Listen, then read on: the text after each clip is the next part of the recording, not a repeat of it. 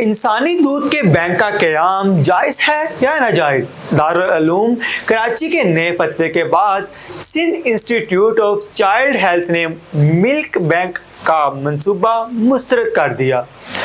Digital alliance के मौजूद साथियों, मैं हूं मोहम्मद अरसलान और आप सबको खुश आमदीद कहता हूं।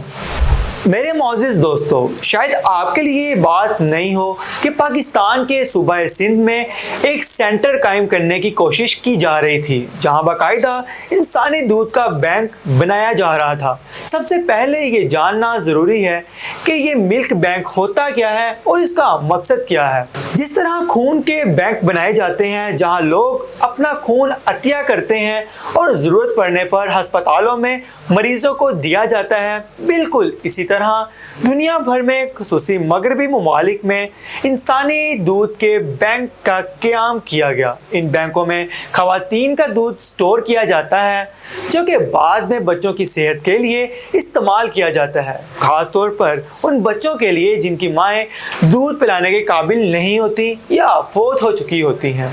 ऐसे केसेस में जहां बच्चे की माँ का इंतकाल हो जाए, बच्चा कब्ल वक्त पैदा हो या माँ किसी बीमारी की वजह से दूध ना पिला सके, इन बैंकों से बेहतरीन दूध हासिल किया जा सकता है जो बच्चों की सेहत के लिए इंतहाई फ़ायदेमंद साबित होता है, क्योंकि बहुत से बच्चे फार्मूला दूध को बर्दाश्त नहीं कर पाते और इसकी वजह से बीमारियों का शिकार हो जाते हैं।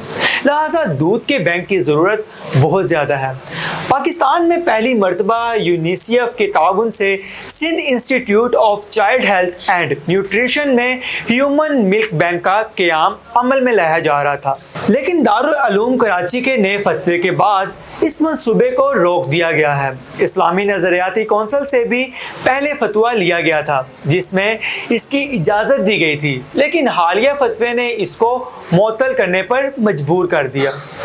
दारुल उलूम कराची का कहना है कि अगरचा इस मंसूबे का मकसद बच्चों की सेहत की बेहतरी है, लेकिन इस्लामी तालीमात के मुताबिक कुछ मसाइल हैं। मिसाल के तौर पर अगर चंद बच्चों ने एक ही औरत का दूध पिया हो तो वो रज़ाई बहन भाई कहलाएंगे और इनकी आपस में शादी नाजायज़ होगी। इसके अलावा मुसलमान बच्चों को गैर मुस्लिम खवातीन का दूध पिलाना भी नाजायज़ करार दिया गया है।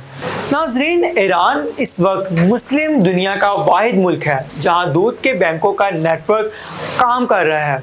आमतौर पर इस्लामी दुनिया में उस अमल को मुश्किल समझा जाता है क्योंकि रज़ाअत के कवानीन के तहत बच्चों की सही शनाख्त और इनके रज़ाई रिश्तेदारों की पहचान मुमकिन नहीं होती। Sindh institute of child health का कहना था कि इस मिल्क बैंक का मकसद कमज़ोर और बीमार बच्चों की मदद करना था, लेकिन मजहबी उलमा के नए फतवे के बाद इसे बंद कर दिया गया। इंस्टीट्यूट ने हमेशा कोशिश की है कि इस्लामी असूलों के साथ साथ चले और यही वजह है कि नए फतवे के बाद इस मंसूबे को फ़िलहाल रोक दिया गया।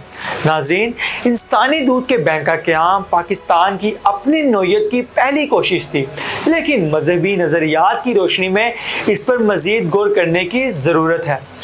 अब ये देखना बाकी है कि मुस्तकबिल में इस हवाले से क्या पेशरफ्त होती है। आप दोस्तों की राय क्या है?